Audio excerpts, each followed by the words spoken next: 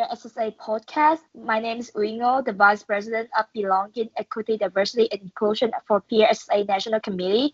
Joining me today as a co-host is Nashat Ahmed, the President of the University of Minnesota PRSSA chapter and a member of PRSSA National Peer Proud Council. Today, we are sitting down with Fernanda Sinzato, Senior Associate of Healthcare Media Relations at Weber Shandwick, to talk all about her past experience being an international public relations student and how her experience continued to empower her as an international professional in the public relations industry. Fernanda, originally from Sao Paulo, Brazil, relocated to the US in 2014 with her family. Fernanda graduated from Wayne State University in Detroit, Michigan in 2020. Fernanda has her start in the industry by working at two boutique PR agencies, working on tasks with the healthcare account team. Her experience at those boutiques at her transition to serve as account executive in a mid-sized agency in Boston. As account executive, Fernanda worked exclusively with healthcare accounts. Fernanda is also currently a senior associate at Weber Shandwick, Chicago. She specializes in media relations for healthcare accounts such as Pfizer, Vertex, and Alzheimer's Association.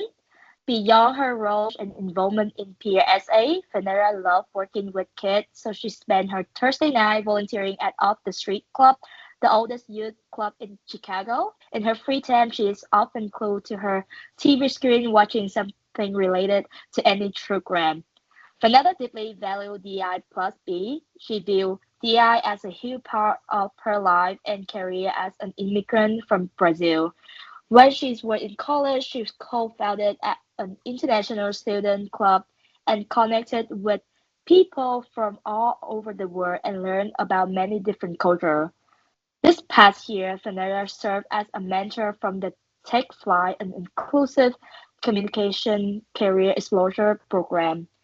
At Weber Sandwich, Fernanda helped the DEI Health Media team bring a DEI involved perspective. Fernanda continued to be a leader and has served as inspirational for BI, BOC, and international peer students. So, welcome to our podcast. Thanks for being here. How are you doing today? Thank you. Thank you so much for having me here. I'm doing great. It's a pleasure to be here. Okay, Fernanda, to get things started, I would really love to know how did you get your start? Can you talk a little bit about your journey as an international PR student? Sure. Yeah. So I actually started as a journalism major, and one of my first classes when I was majoring in journalism was a PR 101 class. And I fell in love with it. So I was like, wait, what? This is kind of what I want to do. So I changed my major to PR, and I absolutely fell in love with it. And I fall in love with PR every single day. I've been discovering my passion for media relations in the past year and a half, I would say. So I've been specializing media relations this past year with Weber Shandwick, and I just absolutely love it. I thought it would be a bit harder for me, to be involved with PR since my first language is not English, but actually that has brought me so many opportunities and opened so many doors to me. Oh, that's great to hear a little bit about that and how your passion for PR kind of manifested as a student. Can you tell me a little bit more about the specific things that you did as a PR student that made you really excited to be in the PR industry in the future? Sure, yeah. I think it started a little before my path as a PR student when I joined my community college. So I did 2 years of community college and then I started university. At the community college, I co founded the International Students Club, and that was something that I found really, you know, it was filled with gratitude every time we had to put an event together, go out with little, flyers to let students know we were doing something. And little did I know that this was PR already. I was kind of doing PR in a sense. And then when I joined PR, I was like, this is like I can experience my creative side, but also be very professional in a sense and keep my love for writing all in the same place. So those things kept me, going as a student. But one particular class I really, really loved was creative writing. I love to write, so having that class to sparkle the little creative me was very nice. So you kind of touched base briefly about some of the, challenges as international student who's, not English was not your first languages, which is understandable because English actually not my first language also. And being PR require a lot of like comprehension in terms of like understand English, but also like how to write, press release is something like that. So could you tell us a bit about like a specific challenges that you face when you choosing this major? It can be during class time or any project that relate to PR that would help students feel like familiar and feel like they experience the same thing just like you when you were in school. Sure, yeah. I feel like when English is not your first language is a challenge by itself. You have to think probably twice as much when you want to say something because you are operating in like two or more different languages. So you have to kind of think what you're trying to express. Um, and that was very challenging for me in the beginning, just, trying to get my feet wet on how things were written the right way in PR, especially because we know PR is very it has a formula on ways that on the way things are written. So I feel like that was very challenging for me to learn how to write for PR, especially. I feel like it's different for students. Like learning how to write in English is one thing, but then learning how to write in English for PR is another thing. It's a completely different thing. So that was a challenge as well. But I think one of the biggest challenges for me was not even in school. It was more when I enter the industry world, just trying to position myself as someone that my coworkers should listen and pay attention to was very, very challenging in the beginning. Just to prove the real value I had was something that I found particularly very challenging for me in the beginning. But now I really found my voice, which is great. So I can really use that to my advantage. Oh, that's so cool. Just to hear a little bit more about you foreshadowing our conversation later on how it is being an international PR professional. So when I think back as a student currently, in comparison to how my classmates, they probably only really understand and they only do classwork based off of Yeah. an American perspective. And so I'm able to really showcase my perspective as a Somali American. So when you think back kind of on your journey as a Brazilian PR student, Hmm. outside of the language, what other assets do you think you had that gave you the extra oomph as a PR student? Yeah. I think I always try to bring some sort of like cultural element to all of my work. And I've always tried to sprinkle a little bit of the D&I aspect to everything I did.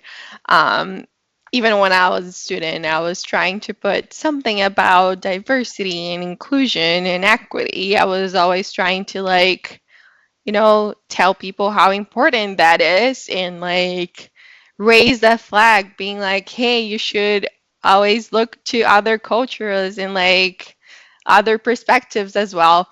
But it is very challenging to bring that perspective to people if they're not ready to listen or if they're not really wanting to listen to you. But I always try to like bring that perspective in of like the DNI and having moving to have like moved to another country and speaking another language, all of that was like something I try to bring to my work and when I was a student to my work as a student as well. Mhm.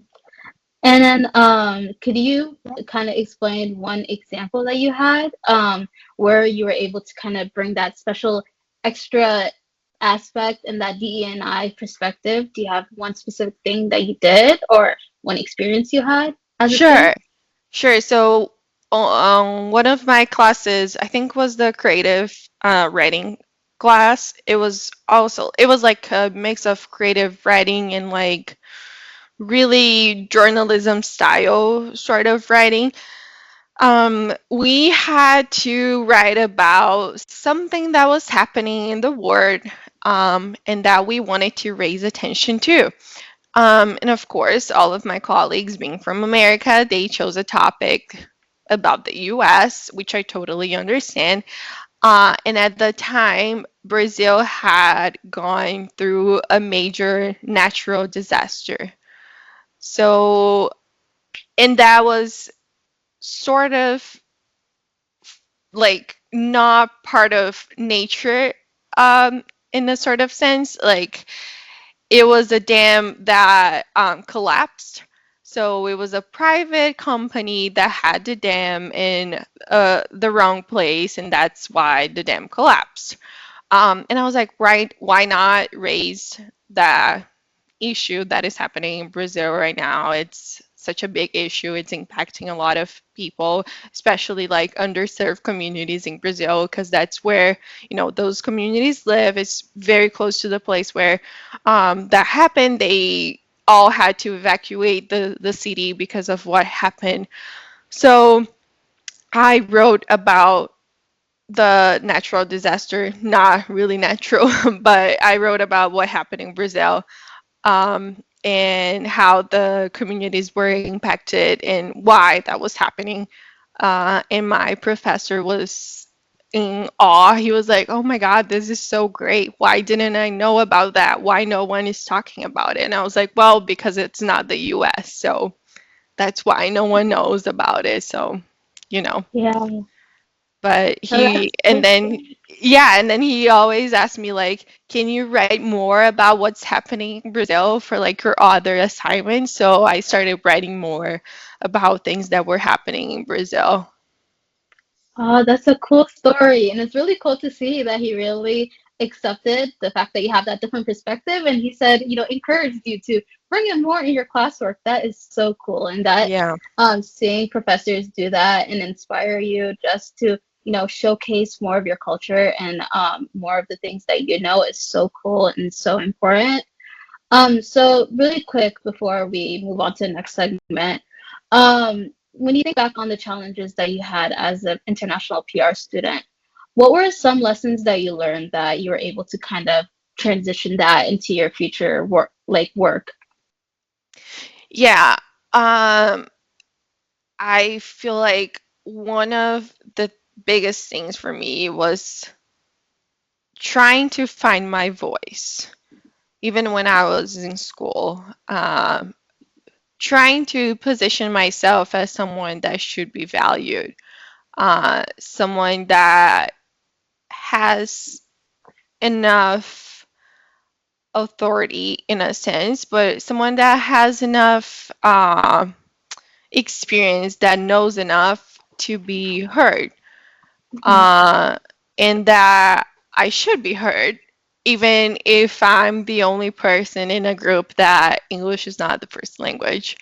And I bring that to my career as a PR professional every day when I go to work. Thank you so much for sharing that. Yeah, we like I totally understand with you about, being different culture and try to kind of im immerse your culture to PR like or any work is so important. So I guess the next question is like, how do you have any like mentorship throughout the time from being a student to PR professional now, and how do you I guess like pay it forward to help like new young generation like us who's also international student to be like confident with advocate for themselves, especially when you said earlier that it's so important to advocate about your culture in workplace because it's a completely different story from class-based class-based thing in college. Yeah. Unfortunately, I didn't have any sort of mentors when I was in school. I had some professors that were really, really great who truly believe um, in my work and the work I would be doing in PR. But I didn't have anyone to be the the person who was encouraging me and like advocating for me and being like, "Hey, Fernanda, you got this. Let's go. I'll help you throughout your career." I didn't really have that. Fortunately, when I enter the industry, I was working with some people that were really great, like leaders of color that I really looked up to. And I was like, I want to be that person one day because this person is amazing and she is advocating for all of our rights. She's talking about everything that I want to be talking about.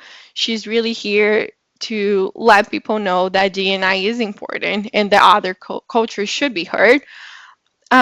So I was very fortunate in that sense. And then when I joined Weber Shandwick, that's when I joined the D&I Health Media Lead. So I'm one of the leaders for that group, and I'm also part of the multicultural business resource group, which is an internal group at our company. And it's so great because I'm working daily with people that have the same values as I do. So having that is truly amazing. I feel like we have an open and safe space to talk about what we're feeling, what we feel it's missing from the industry, what we want our clients to be doing better, how we can help our clients do it better, why we think DNI shouldn't be an afterthought, and all of that. So it's really great. Yeah, I definitely understandable. I think I also don't really have a lot of mentor until I joined PSA. I think it's kind of how we are together now is because of PSA. But I think the fact that you see the positive in not having a mentor and from that experience try to like use that experience to apply to the work that you do right now. It's so interesting to see how things, transition from student to PR professional as international student. So since you advocate yourself a lot in school work but also in your professional life, could you share with us a bit about your tip or a tip or advice that could help international students who are struggling to find um, a community to fit in, especially when PR is not, the STEM major that a lot of international coming to study. Um, like, what kind of advice or tip that you would suggest them to do in order to gain confidence and Mhm. kind of advocate themselves? Yeah, sure. Uh, the one thing I tell everyone is like, don't be ashamed to be who you are. you will never lose your accent. That's one thing. If you came to America when you were older, like I was 17 when I moved to the US. So I spent the majority of my life, I'm 27 now, so I spent the majority of my life in Brazil speaking Portuguese. I came to the US with my parents. I speak Portuguese at home. My husband is also from Brazil, so I speak Portuguese with my husband. So, like, Portuguese is very, it's a part of who I am. I will never lose my accent. And I used to be ashamed of my accent, and when people ask me like, "Oh, where are you from? I can hear your accent." I'll be like, "Oh, you can hear my accent?" And I'm like, "Oh, I'm from Brazil." But now I'm like, "Yeah, you can hear my accent because I'm from Brazil and I also speak English and I also speak Italian and I also speak Spanish." So yeah, here I am. I speak four languages, I'm doing the best I can to learn the language, to be immersed in the culture. So I feel like not being ashamed of who you are is a big thing. Um, it's part of you. It's our culture. Like you're not supposed to lose it. You're not supposed to be like the basic white American. You're not supposed to be that. You need to incorporate like every single aspect from your culture as much as you can in your daily life. So just be proud of who you are as a person and just like raise that flag. Yes, I am an immigrant. Yes, I speak another language. So, that's one piece of advice. And the other one, I think I said it enough times here, but um, find your voice. Really find your voice and advocate for yourself because you do have the knowledge. You are valuable to the team. You are bringing a different perspective to the team. So I think those things will definitely take you like far away. So That's great. It's really great to hear from you. Just embracing your culture is such an important tip. I grew up really embracing my Somali culture, but then at some times when as I got older, I realized that even though yes, I really appreciate being Somali, there are some times where I feel kind of left out. Like, hey, I hey, am I know, supposed to yeah. like showcase it or am I supposed to more internalize it and be more American? Even though I was literally born here, but I completely understand that, and I do think that it's really important for international PR students and BIPOC PR students to really embrace their culture and don't be afraid to showcase it. Even though, yes, you have to kind of juggle that like performance and that more professional, personality. I think it's really important to integrate that with your cultural sense and your Mhm. cultural being. So yeah, thank you so much for saying that. That's Yeah, such an amazing tip. of course. And I think like that's the beauty of the word is like Mhm, all the different people we have mhm, within, a community. So, um, mhm.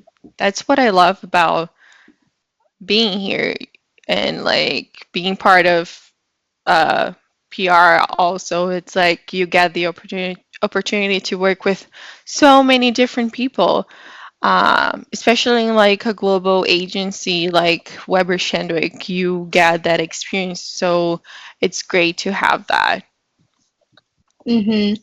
And as we were talking a lot of the positives of being more culturally sensitive and more culturally aware of yourself, how difficult was the transition of being an international PR student and then transferring into an international PR professional? Yeah, I think it's a completely different word. It's like once you leave school, you're like, what the heck am I doing? I don't know what I'm doing here.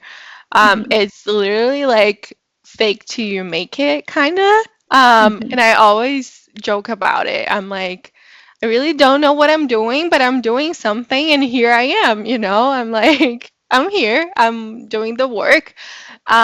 But I feel like I talked about that in one of our um, calls we had internally with Weber Shandwick because we were just trying to like figure out what we could do when we had like interns at the company, what we could teach them that they were not getting from school. And I was like, well, literally everything we're doing here is different than what we are doing at school. Mm-hmm. Like, I feel like, yes, we have a formula for putting together press releases, for putting together pitches, but then when you start working, you realize that each one of the companies you work for, they will have different formulas to the formula. So you're like, wait, it's not only one formula, so I'll have to like learn it again. So you kind of have to like be open to like change the way things are. It's PR is not a box. That's what you have to keep in mind. PR is definitely not a box. Mm-hmm. And it's Mm-hmm. okay to change things, you know? Mm-hmm. Um, and then you like work with people in PR who were very like old-fashioned PR.